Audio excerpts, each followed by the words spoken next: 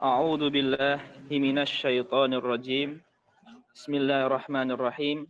Alhamdulillahirabbil alamin wassalatu wassalamu ala sayyidina Muhammadin wa ala alihi wa ashabihi ajmain. Amma ba'du. Ikhwani al-aiza, nawaitu ta'alluma wa ta'lim lillahi rabbil alamin. Nawaitul i'tikafa lillahi ta'ala.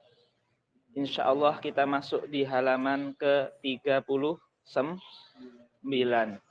Tidak terasa kita hampir setengah kitab, ikhwah ya. Insyaallah. Ini di pertemuan ke-6 kita masuk di halaman 39. Ingatkan kami ya. Tadi ada perkara penting, yaitu bedanya antara idrakul rakaah dengan idrakul jamaah. Mendapatkan rakaat dan mendapatkan jamaah pas imam sudah rukuk itu. Nah, ingatkan nanti setelah azan ya. Itu kita bahas itu sama gerakan ketika ngisi soft kosong. Itu nanti diingatkan setelah kita azan insyaallah. Baik. Iya, maujud. Itu soalnya dua tuh. Baik. Qala al-Imam al-Musannif Syekh Abdullah Al-Habsyi rahimahullahu taala fi kitabihil mubarak Sulam bitaufiq ila mahabbatillahi ala tahqiq faslun yajibul istinja'u min kulli radbin kharijin minas sabilain. Istinja artinya bersuci menggunakan air. Kalau bersuci menggunakan batu namanya istijmar. Hukumnya apa? Bersuci bukan hanya dari kotoran, mingkulli radbin, segala yang basah mengotori, nggak harus kencing, nggak harus bahkan darah pun kalau mengotori itu harus membersihkannya selama khorijin keluar dari dubur depan, kemaluan depan atau kemaluan belakang. Hukumnya apa? Wajib. Tapi wajibnya kapan? Wajibnya pas ingin melaksanakan sholat. Wajibnya pas ingin melaksanakan sholat. Baik. Adapun menyegarakan itu sunnah. Ghairil mani. Adapun mani itu tidak wajib dibersihkan karena mani itu suci. Bilma. Dan istinja itu menggunakan air. Dan ini afdolnya. Ila sehingga an yadhuro menjadi suci al-mahallu tempat keluarnya kotoran. Baik kemaluan depan ataupun kemaluan belakang itu sampai bersih. Nah ini boleh juga kita melakukan istinja itu boleh juga menggunakan batu. Tetapi syaratnya bisalasi masahat. Harus 3 usapan. Walaupun cukup 1 usapan menggunakan batu harus 3. Karena 3 ini adalah ta'abudiyah sesuai dengan hadis Rasul. Ya, kalau pengen menggunakan batu. Aktharo, boleh lebih dari 3 tapi nggak boleh kurang dari 3. Ila an yangkiya, nakiya, nako yangki, artinya sampai bersih al mahalu tempat keluarnya kotoran, wa in bakia, walaupun tersisa al atharu bekas. Jadi ikhwah, kalau air itu disyaratkan sampai bersih sih. Tetapi kalau istinja pakai batu, seperti kita lagi ada gempa bumi bakti sosial atau relawan di tempat yang nggak ada air, kita kan istinja di sana. Itu boleh dengan batu walaupun bakial asar, walaupun bekas buang air besarnya itu ada bekasnya, tapi bekasnya ini hanya bisa dibersihkan dengan kerikil yang kecil atau air. Nah, itu bekas yang sangat sedikit tadi, yang hanya bisa dibersihkan dengan kerikil yang sangat kecil, itu dimaafkan. Tapi kalau kita istinja menggunakan air, nggak dimaafkan. Tapi kalau menggunakan batu, dimaafkan. Seperti wa in bakial asar. Maksudnya asar ini kolil ya, bukan kabir. Dan istinja ini syaratnya dengan apa? Bikoliin. Koliin adalah benda yang bisa mengangkat. Nggak boleh istinja pakai plastik. Nggak boleh istinja pakai kaca. Tisu boleh, karena tisu kasar mengangkat. Ya, koliin itu mengangkat. Seperti tisu, seperti kertas, seperti batu. Jamidin tohirin artinya suci. Tidak boleh menggunakan kotoran sapi yang sudah mengeras. Ya, nanti akan datang tulang saya ini. Jamidin ghairi muhtaromin. Jamidin artinya benda padat. Ghairi muhtaromin tidak ditakzimi, seperti kertas-kertas ilmu dan makanan, walaupun makanan jin yaitu tulang. Ya, jadi makanan nggak boleh dipakai istinja, walaupun itu tulang karena itu makanan jin. Dan yang ditakdimi kertas yang ada tulisan Arab, kertas yang ada pelajarannya nggak boleh. Ghairi muhtaramin min ghairi intikol. Syarat boleh istinja apabila dia sehat. Kalau afan akramallahu asamiin. Kalau terjadi yang namanya al-ishal, apa bahasa Indonesianya itu? Mencret. Itu kan biasanya kotorannya berpindah-pindah. Ya, lah itu tidak boleh istinja pakai batu, harus pakai air. Ya, karena terjadi intikol. Wa qabla jafafin, dan sebelum kotorannya mengering. Kalau kotoran sudah mengering, nggak boleh istinja pakai batu. Karena batu itu sifatnya pengganti. Maka kalau sudah mengering, itu harus pakai air. Ya, karena nggak bisa batu ini menyelesaikan masalah ini, problematika ini. Faslun. Ya, faslun. Wa min syurutis salat. Ya, syarat sahnya salat. Jadi sebelum salat itu kita ngapain? Biar salatnya sah. At-thaharatu minal hadatsil akbar wa huwal ghuslu. Jadi kita sebelum salat harus suci dari hadas kecil, itu sudah kita pelajari kemarin, dan suci dari hadas besar, yaitu tidak junub. Ya, junub itu mimpi basah itu junub. Setelah berhubungan suami istri itu namanya junub juga. Jadi junub itu tidak hanya mimpi basah. Orang setelah berhubungan suami istri hukumnya junub. Ya, seperti itu ya. Jadi ini penting. Apa bedanya hadas dengan khobath? Hadas itu sesuatu sifat yang melekat tidak terlihat. Saya berhadas, bukan berarti saya kotor. Hadas itu tidak terlihat. Jadi hadas itu syai'un maknawiyun ya'tari al-insan. Sesuatu yang tidak terlihat, hanya sifat saja yang melekat di manusia. Beda dengan khobath. Khobath itu najis, kencing, telek, darah, muntahan, wadi, madi. Itu semua namanya khobath. Tapi kalau hadas itu sifat. Maka kalau ditanya, kita yang kentut bokong, tapi yang wudhu kok muka? Ya itu hadas, sifat. Jadi syariat menjadikan kentut sebagai sifat, bukan kotor, enggak. Seperti itu. Ya, jadi hadas itu sifat. Nah, maka hadas besar itu juga sifat. Ya. Nah, apa itu penyebab hadas besar? Waladhi yujibuhu, waladhi yang yujibu menyebabkan al hadatsal akbar, satu ada 5 perkara. Yang pertama, khurujul mani, keluarnya mani itu hadas besar. Walaupun dalam keadaan tidur, walaupun dalam keadaan sadar. Bahkan ulama mengatakan seandainya orang itu misalkan terjadi kecelakaan, terus tulang rusuknya ini patah, terus keluar mani, kan dari situ mani itu kan. Itu tulang punggungnya ini loh, kok rusuk, apa namanya? Tulang sini nih. Ya, belakang. Ya, tulang ekor itu, maka dia juga wajib mandi. Wal jima, ya, bersetubuh. Bersetubuh ini apa namanya, mewajibkan mandi walaupun tidak keluar mani, ikhwah. Walaupun tidak keluar. Karena ya Pak. Baik. Walaupun tidak keluar mani, seperti itu. Baik. Baik. Pertama, jima yang mewajibkan mandi itu adalah ra'su dzakar, atau bahasa fikihnya hasyafah, itu sudah masuk. Kalau belum sampai hasyafahnya masuk atau ra'sunya belum masuk, itu belum wajib mandi. Paham? Baik, lanjut. Haid. Haid ini juga mewajibkan mandi.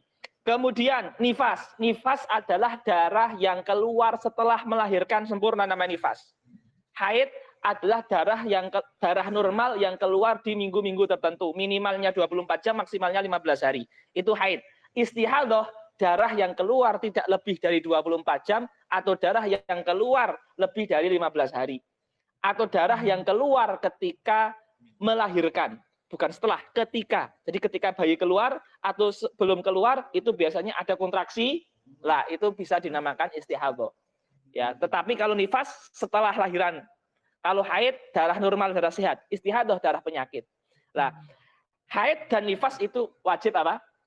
Wajib mandi setelahnya. Yang terakhir, yang kelima adalah al-wiladah. Wiladah artinya melahirkan. Kalau ada perempuan cesar dan tidak ada darahnya, tidak ada darahnya, tetap wajib mandi.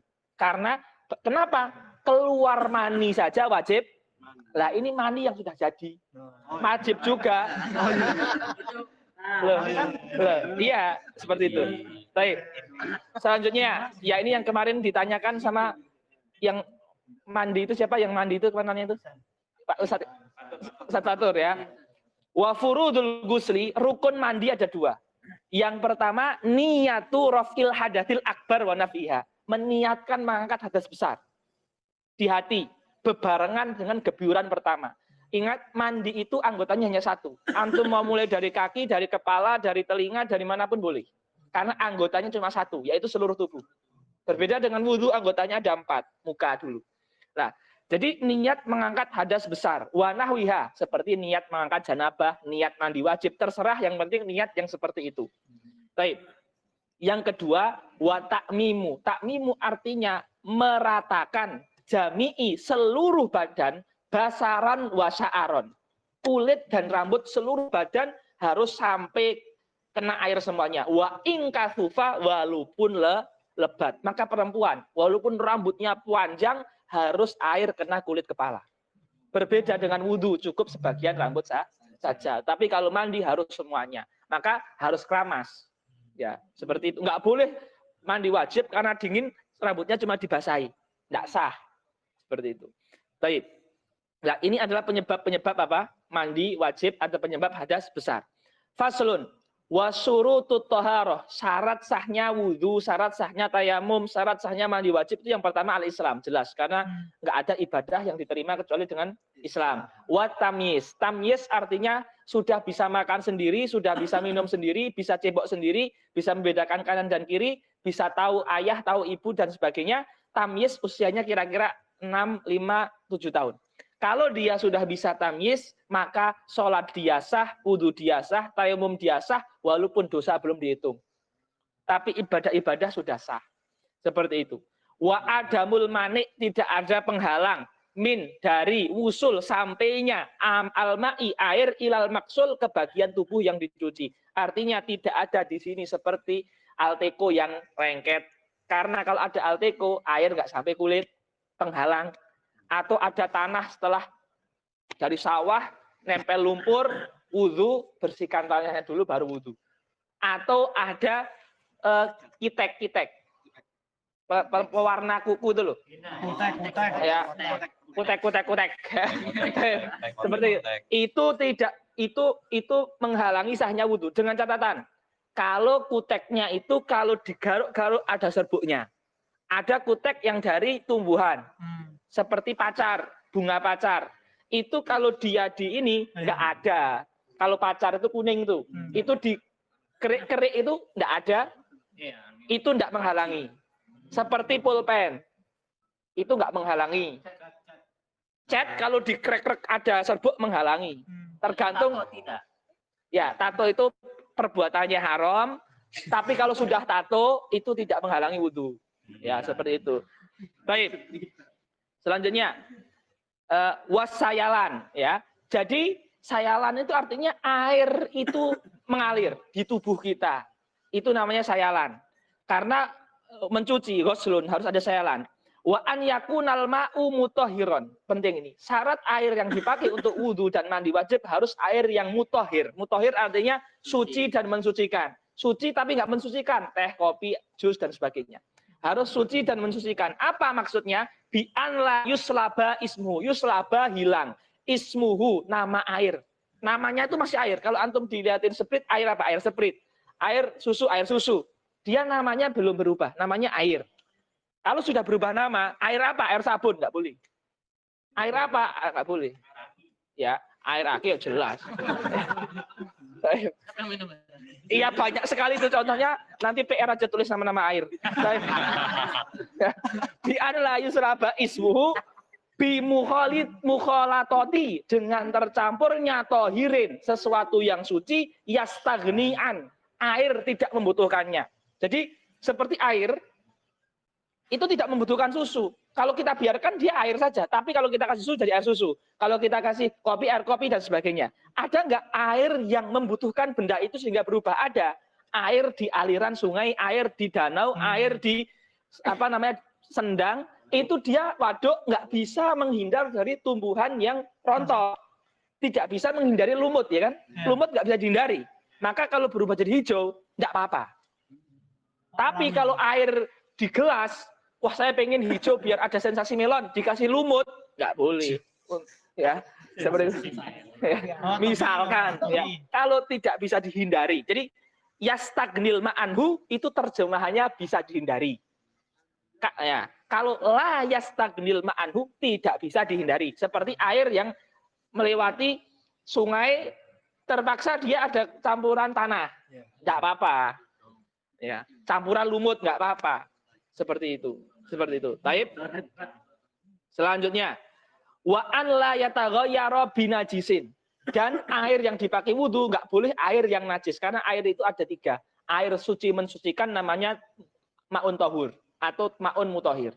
Air suci dan tidak mensucikan namanya ma'un ahsana. Air tohir, ya, ma'un tohir namanya. Ya, jazakumullah khair, Syekhana, siapa namanya? Jalal. Terus air yang najis, ma'un najis. Nah, seperti itu, Pak. Mafhum ya? Baik. Wa an la yataghayyara al-ma'u binajisin walau kanat taghayyuru taghayyuran yasiran. Ya, walaupun perubahannya itu dikit, kalau terjadi perubahan najis nggak boleh dipakai. Wa in kanal ma'u dunal kulatain, kalau air itu di bawah 2 kulah itu kurang lebih di bawah 190 liter, zida, syaratnya ditambahi. Zada yazidu, zida, mabni lil majhul. Ditambahi syaratnya an la yulaqiyahu najisun ghairu ma'fuwin anhu. Kalau air yang kita pakai untuk wudhu itu berada di bak mandi yang kurang dari 2 kulah, kurang dari 190 liter, maka syaratnya ditambah.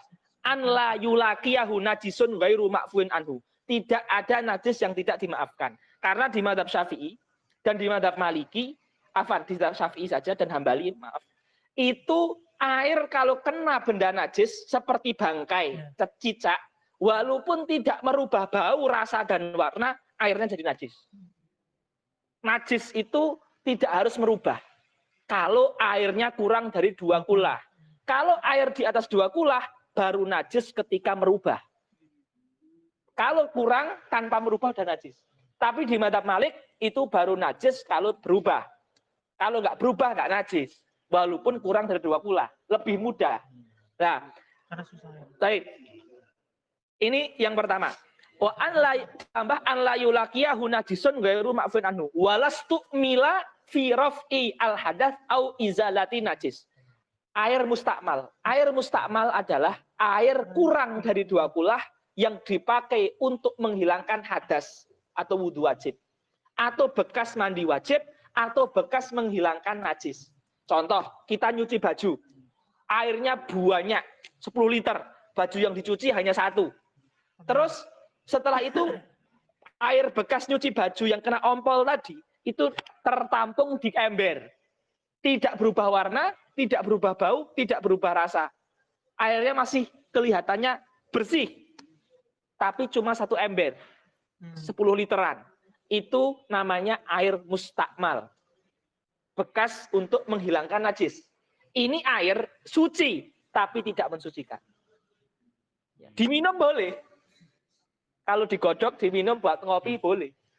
Ya, tapi nggak boleh buat wudhu, nggak boleh buat mandi wajib. Waman lam yajidil mak, barang siapa tidak menemukan air, ya seperti misalkan dia berada di gurun atau jalan tol, nggak ada air di jalan tol kan, tengah-tengah itu. Aukana yadurrul ma, atau air itu membahayakan dia, sakit dan sebagainya. Tayammama, boleh dia bertayamum, syaratnya ba'da dukhulil waktu. Tayamum duhur harus setelah masuk salat duhur. Wazawalin najasati, dan tayamum ini disyaratkan setelah najis dibersihkan kalau badannya ada najis. Jadi misalkan kita sakit terus mau tayamum dan afwan kita belum cebok setelah kencing, cebok dulu baru tayamum. Baik. Wa ma'rifatil qiblah, setelah kita menemukan arah kiblat. Biturobin, dengan turab itu debu. Biturobin, turab itu tanah, kholisin yang tidak tercampur dengan gandum, tidak tercampur dengan gips, tidak tercampur dengan semen, tohurin yang tidak najis, lahu gubar, dan tanah ini memiliki debu. Ya, bahasa Jawanya beleduk, sebagian tempat menyebutnya dengan lebu. Kalau kita karpet, kita gini kan, berterbangan, itu namanya gubar. Adapun tanah yang kita lihat namanya turab. Nah, tanah atau pasir yang kita pakai untuk tayamum itu harus yang mengandung debu. Maka kita di puncak gunung, mendung, hujan, nggak ada debu kan? Nggak bisa tayamum. Ya, ataupun mendung, misalkan mendung, ataupun basah, embun. Nah, maksudnya itu embun. Nah, itu ya. Ya, baik. Selanjutnya, fil wajhi wal yadain. Nah, tayamum itu di muka dan di tangan, yurotibuhuma harus berurutan, bidarbata ini 2 kali mengambil debunya itu 2 kali. Ya, 2 kali tepukan seperti itu. Baik. Maksudnya 2 kali itu sekali untuk muka, sekali untuk tangan. Boleh 2 kali untuk tangan, untuk muka juga boleh. Misalkan untuk muka gini, terus kok kayaknya ada yang kurang, gini lagi boleh. Tapi maksudnya untuk tangan itu harus ada mengambil sendiri gitu. Dorbaten itu maksudnya 2 kali mengambil, 1 untuk tangan, 1 untuk muka, walaupun di setiapnya bisa jadi 2 atau 3 kali. Seperti itu. Baik. Biniyati. Penting. Niat tayamum itu dimulai sejak mengambil debu sampai awal mengusap muka. Jadi niatnya harus bertahan sampai awal mengusap muka. Lah, niatnya tayamum bukan mengangkat hadas kecil, bukan mengangkat hadas besar. Walaupun tayamum bisa jadi ganti wudhu dan bisa jadi ganti mandi. Tapi niatnya tidak mengangkat hadas. Kenapa? Karena tayamum tidak mengangkat hadas.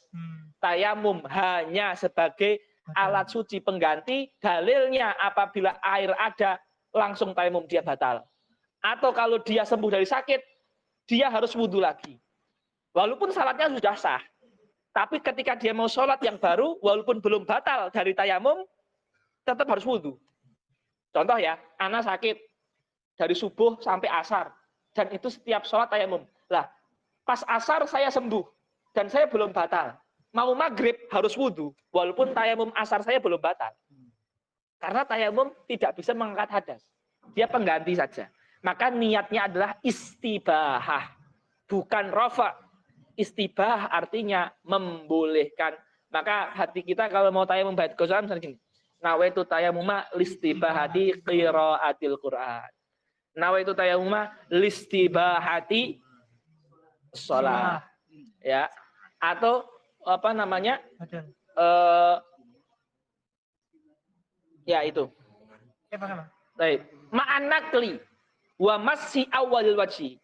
Niat itu harus ada ketika nakli memindahkan debu wamas sampai masih awalil wajhi, sampai mengusap wajah yang pertama. Baik ya. Sekarang pasalun. Kalau kita itu hadas kecil haram apa saja? Kalau kita itu hadas besar haram apa aja? Kalau kita haid haram apa saja? Yang jelas kalau hadas kecil haram 4 hal. Kalau junub haram 4 hal tambah 2, berarti 6. Kalau haid 6 hal yang junub diharamkan ditambah beberapa hal lagi. Jadi urutannya hadas kecil, junub, haid atau nifas. Yang pertama, manintaqadha wudhu'uhu, yang wudunya tidak punya wudhu atau batal atau hadas kecil, haruma alaihi as-salat. Dan semakna salat seperti sujud tilawah wa sujud syukur. Tidak boleh. Karena itu hukumnya salat. Kemudian, wa tawaf. Tawaf wajib, tawaf sunnah, tawaf rukun, semuanya tidak boleh.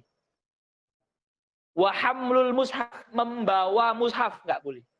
Wa massuhu, menyentuh mushaf, nggak boleh. 4 hal kan. Tapi baca Quran boleh. Yang penting tanpa menyentuh mushaf. Seperti dari hafalan, seperti dari HP, seperti lihat di dinding, seperti dipegangkan temannya, dan seterusnya. Illa lissobiyyi lidirosah. Dirosah artinya hifdzil Quran, ta'allumil Quran, itu boleh walaupun tidak wudhu karena lil masyakoh, Anak kecil itu masih susah untuk itu sebagainya. Baik. Dan diharamkan wa haruma 'alal junub, orang yang mimpi basah atau orang yang setelah jima itu namanya junub. Itu haram baginya apa? Hadhihi, 4 yang tadi plus qiraatul Quran. Kalau setelah mimpi basah belum mandi jangan membaca Quran walaupun dari hafalan. Kecuali biniyatit tahassun, dengan niat melindungi diri, ruqyah, doa pagi, doa sore, doa sebelum tidur, doa menjaga dari setan, boleh. Biniyati ruqyah boleh. Biniyati tahassun boleh. Tapi biniyati istidlal, berdalil ketika ceramah boleh. Tapi biniyati tilawah nggak boleh. Paham nggak nih? Baik. Wa qiraatul Qur'ani wa muqtul masjid, menetap di dalam masjid junub tidak boleh. Maka kalau yang tidur untuk tahajud jam 1 junub mimpi basah terus mau bangun dingin, udah bangun, nah harus bangun. Surah siapa bangun? Coba nggak bangun lanjutin mimpi aja. Ya, seperti itu. Kalau bangun harus keluar. Kalau dia menetap dosa karena junub. Baik. Selanjutnya, wa alal haidhi wan nufasa, dan orang perempuan yang haid itu nggak ada haidhoh ya. Haid itu udah mu'annas. Bukan haid itu mudzakkar ya. Wa alal haid, dan haram bagi yang haid, wan nufasa jamak nifas, itu hadihi 6 ini ditambah apa? Wasaumu qoblal inqita. Tidak boleh perempuan haid puasa apapun itu sebelum darah berhenti. Kalau darah berhenti jam 4, imsak ataupun sirine jam 4:15, dia sudah berhenti darahnya, wajib puasa walaupun belum mandi. Jadi puasa itu wajib dengan berhentinya darah walaupun belum mandi. Tapi harus puasa, karena bukan syarat sah puasa itu harus mandi.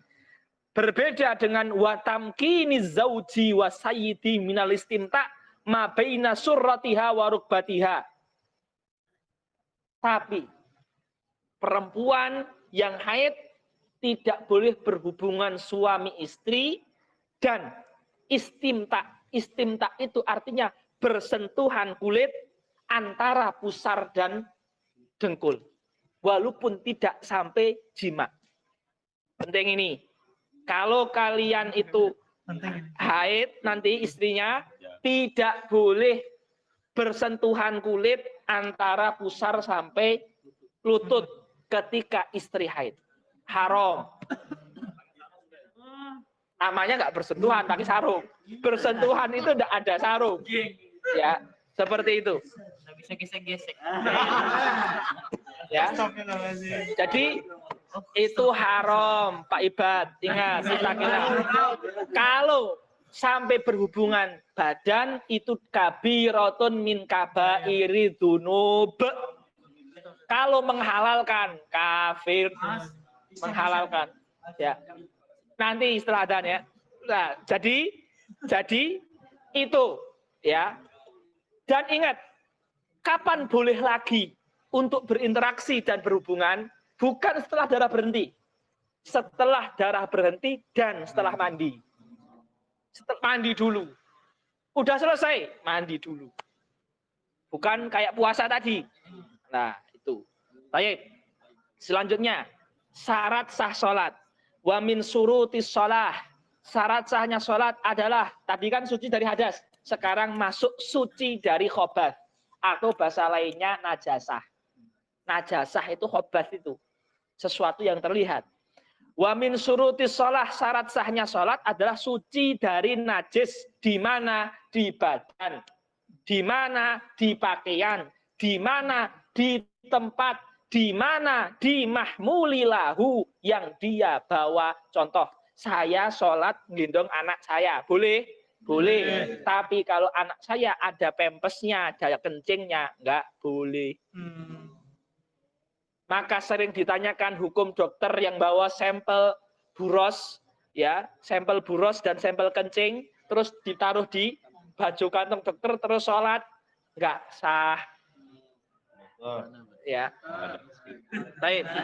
Selanjutnya itu wal mahmulilahu.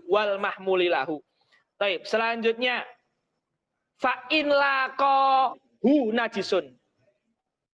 Aulaqo najisun thiyabahu. Au mahmulahu batalat sholatuhu. Contoh ya. Pas kita tengah-tengah sholat, kok ada kotoran yang nempel. Lah, nempel ya. Dan nggak bisa diginikan. Batalat sholatuhu. Tapi kan jarang. Kondisi, Pak? Bisa tiba-tiba kena tai. Ya itu batalat sholatuhu. Kecuali ini ada. Saya hati. Ya.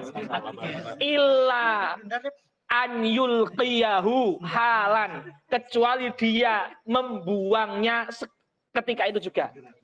Yulki, ingat, yulki itu gini. Tapi kalau gini, qobadho.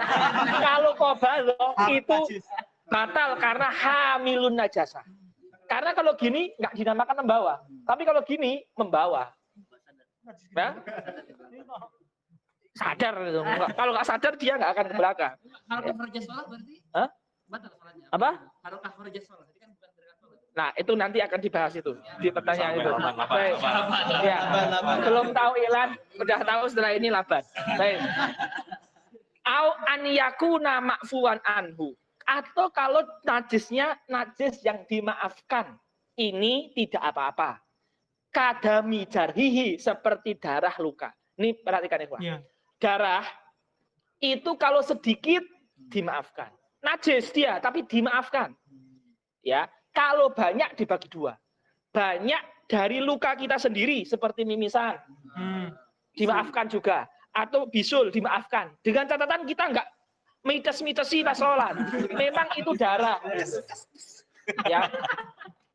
Tapi kalau banyak min khorij seperti ada hewan, ada apa, itu nggak dimaafkan. Jadi yang dimaafkan adalah damun kolil atau damun kathir tapi dari diri sendiri dan tidak kita sebabkan. Laisa bi amali nafsihi. Tidak dengan kita gini-gini kan terus ini. Atau kita sebenarnya nggak mimisan, pas sholat gini terus mimisan. Gitu. Baik. Wa yajibu izalatu najisin lam yu'fa anhu bi izalatil ain. Dan kita wajib menghilangkan najis yang tidak dimaafkan bi izalatil ain. Ain ini bukan artinya mata. Zat.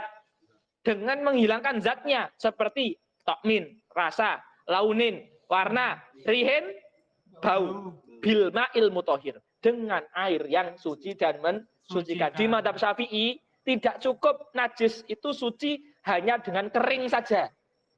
Kan bisa toh, kasur itu dijemur, kering, semuanya hilang bisa toh. Apalagi kencingnya cuma dikit. Di Syafi'i nggak cukup. Harus sampai, walaupun sudah semua sifat nggak ada, itu masih najis. Najis hukmi namanya, akan datang setelah ini. Walaupun ada mazhab lain ya, apabila sudah hilang segala sifatnya, itu sudah suci. Ya, nanti kalau dalam keadaan yang susah, itu bisa ditaklid lah. Tapi nanti dikatakan ulama itu gini, kalau bagi orang yang mudah was-was, mudah apa? Ragu, wudhu sampai berkali-kali di hamam itu sampai 1 jam, ragu, bagi dia kasihkanlah rukhsah madzhab arba'ah. Bagi orang yang normal pakai muktamad yang ada di madhab. Seperti itu. Baik, selanjutnya ya. Sekarang wal hukmiyah. Hukmiyah itu apa? Seperti tadi, sejadah kenakan anak kecil dijemur nggak diapa-apakan, sudah hilang semuanya. Itu masih najis. Iya, namanya najis hukmi. Ya. Dan selain Syafi'i juga Hambali juga najis hukmi. Maka caranya bagaimana? Caranya aliri air aja, sudah suci. Aliri air aja, sudah suci. Baik. Bijari dengan mengalirkan air, bukan mengusap ya, mengalirkan air. Alaiha, alal hukmiyati. Kemudian, wal kalbiyah bigos, najasa al kalbiyah. Seperti dijilat anjing. Wal kalbiyatu bigosliha sab'an. Ihdahunna mamzujatun, tercampur biturabi dengan tanah atau huri yang suci.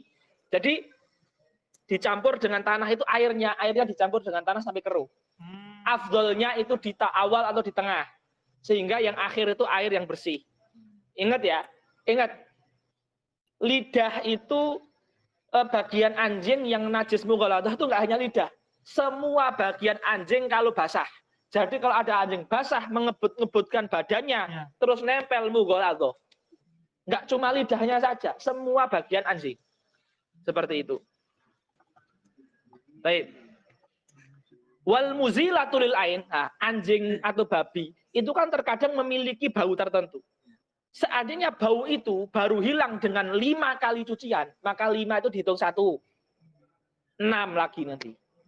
Bukan 7. 1 itu sampai hilang zatnya, baru walaupun berkali-kali, itu baru dihitung 1.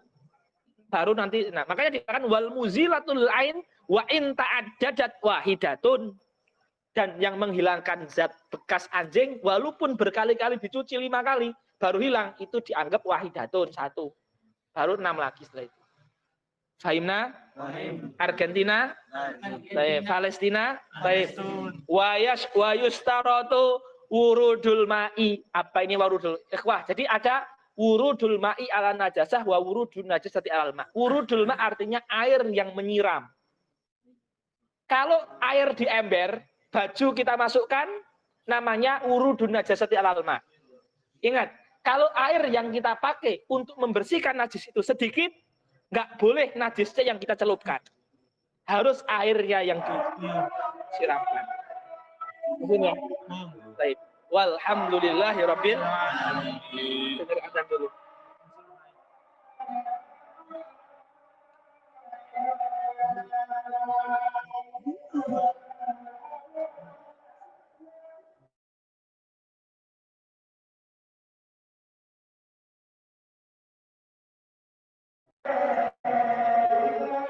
La ilaha illallah Muhammadur Rasulullah.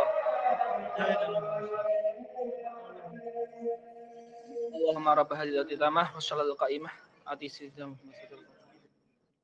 Ustaz, semua yang dirahmati Allah, pertama idrakul rakaah, Ustaz. Jadi penting ya. Idrakul jamaah, mendapatkan jamaah itu cukup kita bisa menangi sebelum salam. Sebelum salam imam, kita itu menangi, itu sudah dapat jamaah. Menang. Ngambil. Dapat. Ya. Tetapi ingat, mendapatkan 1 rakaat itu syaratnya adalah mendapatkan rukuk imam dalam keadaan tumakninah. Contoh, saya imam, saya rukuk. Afan ya, saya rukuk gini. Terus saya datang dari belakang, pas rukuk imamnya sudah naik. Artinya saya rukuk tapi tidak pas imamnya tumakninah sudah naik. Ini belum dianggap 1 rakaat. Nanti nambah lagi. Paham ya? Jadi rukuk yang tidak nambah rakaat itu adalah rukuk yang mana imamnya dalam keadaan tumakninah dan kita memenangi itu, mendapatkannya. Ya, kalau imam, apalagi imamnya sudah OTW ke i'tidal, kita rukuk, ya, lebih parah lagi imam sujud. Ini sholat bukan F1, bro. Baik, itu penting, idrakul rakaah. Sekarang masalah harokat dalam sholat. Tadi Pak Husain tadi. Ya, jadi harokat dalam sholat itu ada 2. Harokatun khafifah dengan harokatun tsaqilah. Harokatun tsaqilah itu apa? Kaki, badan, tangan semuanya, kepala. Ya, itu. Jadi kalau kita sholat seperti ini. Ini harokatun tsaqilah. Apalagi kalau dadanya sampai keluar arah kiblat, itu sholatnya batal. Ya, itu harokatun tsaqilah. Harokatun khafifah itu apa? Matanya gini-gini. Nggak apa-apa. Atau hidungnya nggak apa-apa. Atau dia gatel gini, nggak apa-apa. Ini harokatun khafifah. Nah, penting. Kalau kita ingin pindah ke saf depan yang kosong, ingat, pindah ke saf depan kosong, itu sunnah, bukan wajib. Tetapi, harokat tsaqilah yang 3 kali beruntun, itu haram. Jadi jangan sampai kita melakukan yang sunnah, tapi melakukan yang haram. Nah, maka kalau mau pindah ke depan, boleh, tapi caranya tidak mutawaliyah, tidak berturut-turut. Contoh ya, ada yang kosong, maka gini. 1, 2. Udah berhenti bentar. Nanti baru lanjut lagi. Kalau belum tentu kita butuh.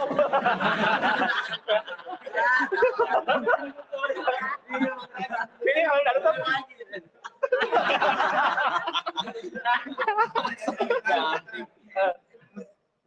Depan maju, dan tutup, kemudian belakang tutup lagi. Ya, itu naik. Tapi selama ini saya ngajar belum pernah terjadi pertanyaan gitu, maka kita jawab sampai ada kejadian. Baik. Selanjutnya ini ada pertanyaan dari akhwat ya. Jadi bertanya gini, kapan boleh tidur ba'da sholat subuh? Ketika kita butuh tidur agar tidak terjatuh kepada hadis naumatus subhi turidul faqra. Pertama, naumatus subhi turidul faqra itu bukan hadis. Pertama itu tuh perkataan ahli hikmah. Betul, itu betul ya, karena Allahumma barik ummati fi bukuriha, itu yang sahih. Nabi berdoa, ya Allah berilah keberkahan umatku di pagi harinya. Di situ tidak ada larangan tidur setelah subuh, tetapi kalau dia beraktivitas itu semakin positif semakin berkah. Tapi nggak ada keharaman. Maka secara hukum tidur pada subuh itu mubah. Di makom fikih harus jujur. Tapi kalau mau ngajak futsal harus haram. Kalau nggak gitu nggak pada futsal. tapi secara fikih itu mubah. Jadi an-naum ba'da subuh itu secara fikih mubah. Ya, hanya saja ketika kita ada hadis tadi, Allahumma barik ummati fi bukuriha. Bukur itu adalah isem jamak atau jamak. Diidhofahkan ke ha itu adalah domir. Dalam usul fikih, kata mufrad ataupun jamak yang diidhofahkan ke domir itu mengandung keumuman. Artinya apa? Segala aktivitas yang baik-baik apapun itu akan diberi keberkahan. Ya. Bahkan kalau kita mau agak mikirnya itu agak luas, tidur pun itu karena begadang, itu kan baik gitu kan, biar enggak di kelas enggak ngantuk, itu juga insya Allah bisa berkah juga. Hanya saja ketika kita yang kebaikan yang lain juga berkah. Jadi ini lebih kepada fikih prioritas lah, memprioritaskan setiap aulia ada prioritas kan, setiap kita beda-beda. Kita beda-beda seperti itu. Itu hukum umumnya Ustazah ya. Baik, yang lain ada? Ya, Fatul. Ya.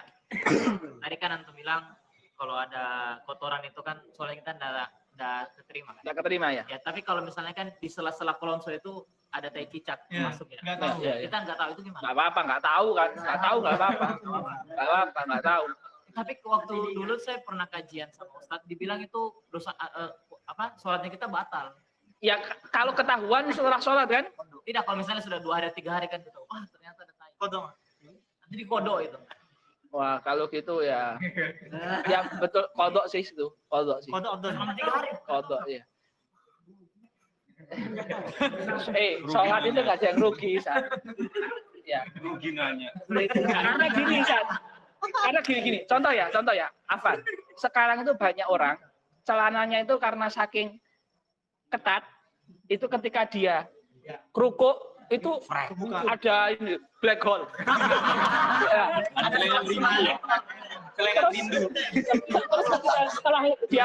Setelah dia sholat itu ada yang bilang antum tadi kelihatan auratnya. Terus ketika dia buktikan gini di foto, kan kelihatan bener. Itu sama. Jadi seperti pembatal yang ketahuan setelahnya dan terbukti gitu loh. Seandainya orang diem semua dan dia nggak tahu nggak apa-apa. Karena tahu ya itu. Lihat itu waktu semata salah boleh nggak kasih kode? Paham kayak gitu. Paham. Sekalian aja antum nggak usah kode, itu kan dia sholat juga denger kan. Kamu kelihatan auratmu gitu aja. Ngapain kode? Baik, yang lain? Betul, Ustaz. Pertama masalah haid. Suka. Ini mungkin penting ya buat Iya, para suami nanti. Iya. Jadi di mana itu kan antum tadi sering menyampaikan dari kemarin berhentinya darah. Betul. Kapan benar-benar darah itu benar-benar Bagus berhenti? banget. Ini pertanyaan susah.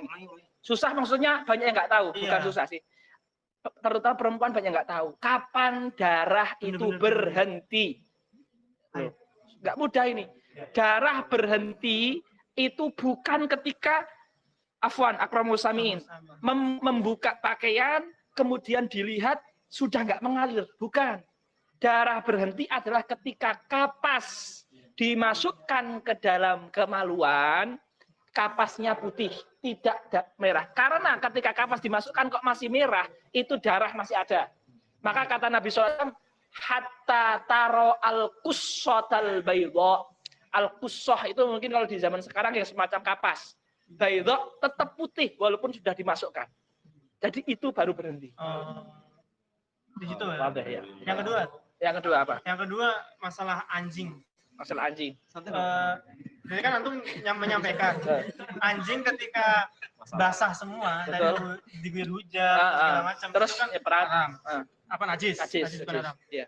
Yang di Syafi'i yang anak tangkap adalah itu juga diharamkan karena anjing karena mereka menjilat apa namanya badan mereka gitu. Namun di Hanafi kenapa kok enggak?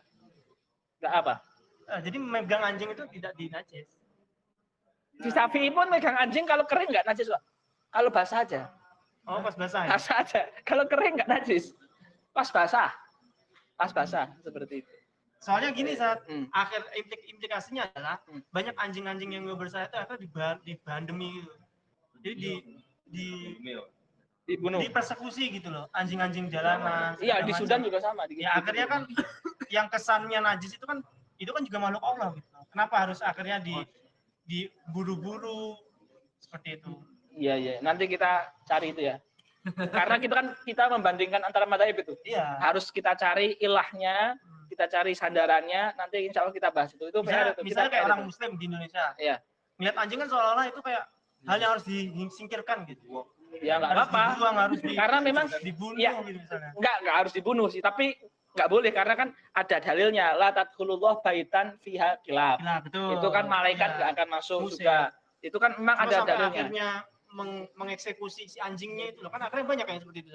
Ya di Indonesia nggak ada sih, di luar mungkin. Ada. Di luar. Ya. Banyak tadi. Sampai membunuh. Iya. Kalau kalbul akur ya anjing yang berbahaya itu memang disuruh dibunuh. Bahkan nggak hanya anjing aja, setiap hewan yang berbahaya itu disunahkan untuk dibunuh. Manusia berbahaya. Dan kalau berbahayanya itu di sekitar kita wajib. Mana bahaya nih? Akrop, ular gitu loh, wajib. Yang lain ya. Jalan, ayo. Bentar suara. Istihadah ya. Yang keluarnya ketika udah lebih dari batas haidnya 15 hari. Iya. Kemudian itu Nanti ya, sudah kumat. Nanti itu istihadah tuh penjelasannya panjang. Insyaallah. Allahumma anfa'na bima 'allamtana. Alhamdulillah wassalamualaikum warahmatullahi wabarakatuh. Nanti saja ya. Ada 3 pertanyaan.